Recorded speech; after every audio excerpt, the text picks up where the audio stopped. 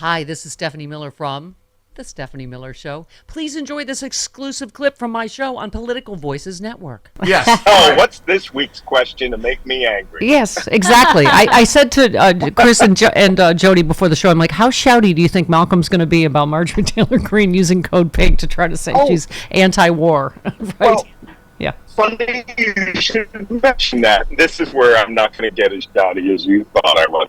I'm going to get soft and cuddly.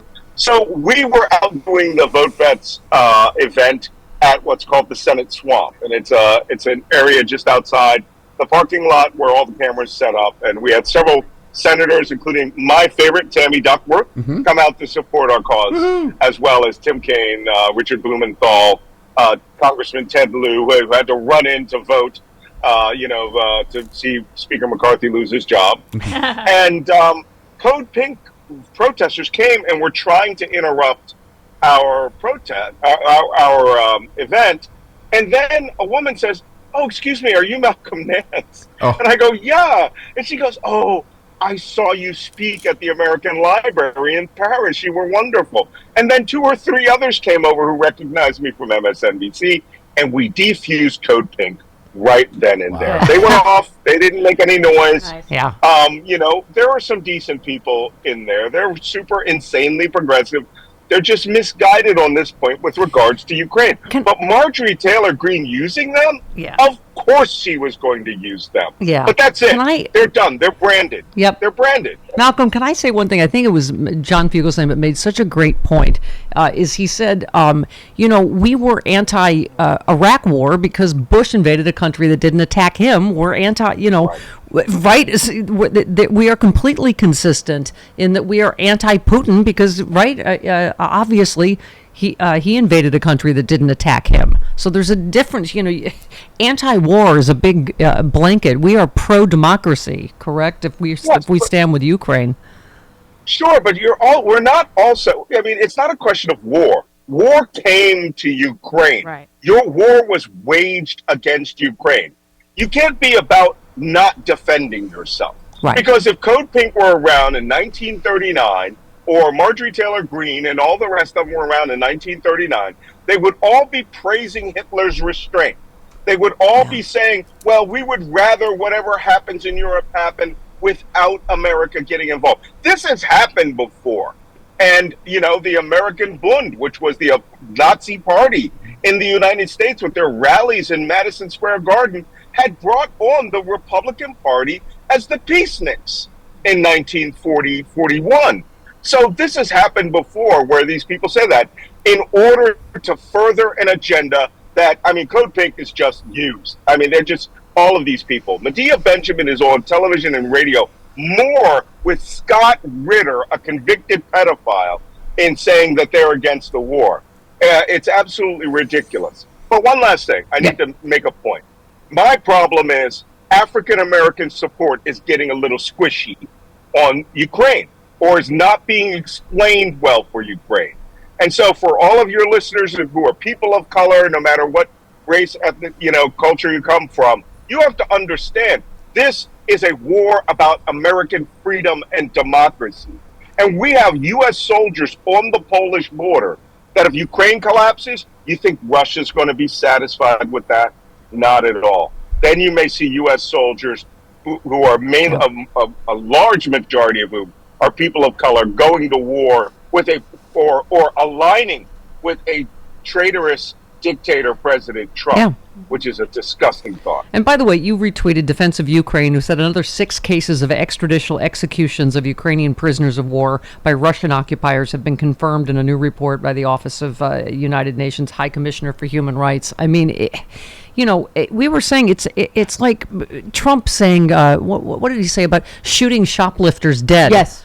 Without a trial, and his crowd cheered. These extrajudicial killings, General Milley is exactly right. It's like this is a dictator or a wannabe dictator. Let me point out to you one interesting thing about the shooting shoplifters. He's talking about those TikTok videos where groups of criminals, people who just go in and they raid these stores in these mass raids and they steal stuff. All right, that stuff is not only is it petty, depending on where you're at, but it's also many of these people are caught. You know, all of these things are out there. But to kill them extrajudicially, to just shoot American citizens, that tells you where this guy's going. Adolf Hitler said the same thing about the Jews, which resulted in Kristallnacht, the destruction of all of their stores. You cannot allow this to go unchallenged when you hear it. And the African-American community, people of color, our Latinx brothers and sisters, you all need to be standing up against this march towards dictatorship and saying, hey, you know, we're real Americans. How about we're trying to create a tribe. How about him saying my numbers went way up when my mugshot was released with African Americans? Are you kidding? I mean, oh my God, we're not even dog whistling anymore. Like, you're just, oh, I see, because every African American's been arrested too. Like, yeah. Oh, yeah, because he's like us now, right? What do you, I mean, talk about it's not a racist dog whistle. It's a racist steam horn. It's a foghorn for this guy. He has these ridiculous idiots, all right, one of whom, the 98% white Blacks for Trump organization, the guy cult, always behind Trump, and Trump in his mind sees this one black person or two black person or whatever's left of Diamond and Silk and thinks they represent 48 million African Americans. There is nothing that will rile an African American like myself or Michael Steele or others up than seeing those people claim to speak for the 48 million African Americans. We believe that Silk is the remaining. Our peoples, all people of color, have paid for this. Yep. And finally, let's end with you bitch slapping a traitor on Twitter, which is my favorite moment of the week. You said time for Putin fluffing PAB Jack Posobiec to go move to Russia. We always knew you were a duplicitous bastard toying with treason when the Navy took your security clearance for starting Pizzagate and made you watch grown men pee in a cup and then kicked you out on your ass. How does Putin's propaganda taste, bish? Okay, that's, I don't know. I just like when you bitch slap traitors. All right, listen. Everybody who's on Twitter or X, whatever you want to call it, go find that tweet and retweet it and like it. Jack Posobiec is an utter disgrace. All right, he was kicked out of the armed forces. He puts down that he's a veteran. He liked and retweeted a video of Russian propaganda of schools opening in Mariupol, not showing that the other 99% of the city is razed to the ground. 700,000 people, including as many as 20,000 children, were ethnically cleansed from that city, and the 20,000 children were put up for adoption and foster care in Russia as essentially as stolen captives. This is disgraceful. That guy needs to take his Belarusian wife and get his get his butt over to Moscow. You can say ass. All right. You can say ass. And then I think, get his punk ass over to Moscow and show up in Mariupol so my brothers and sisters in the International Legion, can tell him what they think of him with a HIMARS rocket. Tell us about the White House. You said you were at the White House yesterday. Veterans for Ukraine getting briefed and sharing some battlefield lessons learned with the national security staff. Tell us. Yes, we went over there with Vote Vets, and they had a campaign for supporting the funding for Ukraine called #Vets for Ukraine, Veterans for Ukraine. You can go on Twitter, you can see that, and a lot of participants. And unfortunately, I was the only one who had ever had any experience in Ukraine, who had been to Ukraine, and certainly who had fought in Ukraine. So we met some senior policy and advisors on Ukraine and Russia, and I got to share some of the lessons learned that I had to bring to the table, particularly about how equipment was being sent to Ukraine. They just send boxes of guns. It's like, well, you just can't send boxes of guns. You got to send guns with scopes, with slings, with repair kits, and all these things in packages. So we had a great discussion there. And as we were leaving the building, we were standing about 10 feet, 15 feet from the West Wing entrance from the old executive office building. Vice President Harris rolls up and gives us a wave. She obviously was going into the morning meeting with Joe Biden, so she couldn't stop and talk to me. Hang on. Okay. What'd she look like? I know, right? She looked fantabulous as usual. But it's different. We're about 15 feet from her, and in a secure area. So security, other than going into their regular positions to block you, no one had a problem. She got out, waved to us, and ran right in. She was like running. So I guess late to the morning meeting with the boss. Fantastic. So now, what was I going to say? By the way, so the president held a call, I know you probably know, with leaders of all the U.S. allies, European Union, and NATO. Yesterday, the White House said it made efforts to reassure them about U.S. support for Ukraine. The call was scheduled after a deal to avoid the government shutdown, as you know, included no new money for Ukraine. I mean, I know Mitch McConnell has promised that will happen later, but man, oh man, Malcolm, I'm not trusting any Republican these days. Are you? No, absolutely not. And you shouldn't trust Republicans. And there are very few who are solid on Ukraine. But there are many, many more who are soft and who, if Donald Trump decides to talk about primarying people, they'll flip.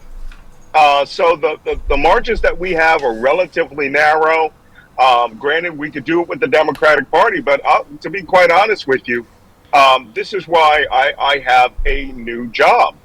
And I don't know if I can announce it on here, but I'm working with Gary Kasparov's Renewing Democracy Initiative as their first fellow, the Eugene Bullard Fellow. And I'm going to be working on issues related to African American support to Ukraine. Because Donald Trump's theme of we're taking money from U.S. communities, we're taking money from welfare and giving it to Ukraine is just a straight up lie. Yep. That's not what's happening. Yep. All of these monies are completely disparate monies, and we're not, unless you're taking artillery shells home. The African American community is not missing this, but that is the kind of lie that is insidious and goes into the brains of people because it's a simple lie. By the way, what it does is it splits us. It divides us as a nation. Yeah. By the way, you get fancier and fancier. What are meetings like with Gary Kasparov? Does he keep saying your move, and you're like, no, your move? That's a chess joke, Jody. It is. I know. That's fancy. Well, That's exciting. Well, he's a fancy guy. I don't work with him directly. I work for the president of the foundation, Uriel Epstein. And he actually has all sorts of initiatives going on that are not directly related to RDI. But the whole purpose of the Renewing Democracy Initiative is to bring together nations, peoples, and institutions with one sole function: to save and defend democracy from Russia and authoritarian dictators like Donald, or as General Milley says, right? Wannabe dictators. Thank you. Like Donald Trump. Oh, hi. I'm here with sexy liberal John Fugelsang wearing my Los Angeles sexy liberal shirt. Oh, my God. We have an LA show coming up October 21st. But how else could you see it, John? How else could you see it? I'm so glad you asked. For a limited time, you can see the show live via pay-per-view if you go to sexyliberal.com. All the laughs, you'll miss nothing. I can stream it from all around the world? All around the world, in your car, while you're driving. Watch it at home. Sexyliberal.com, yeah.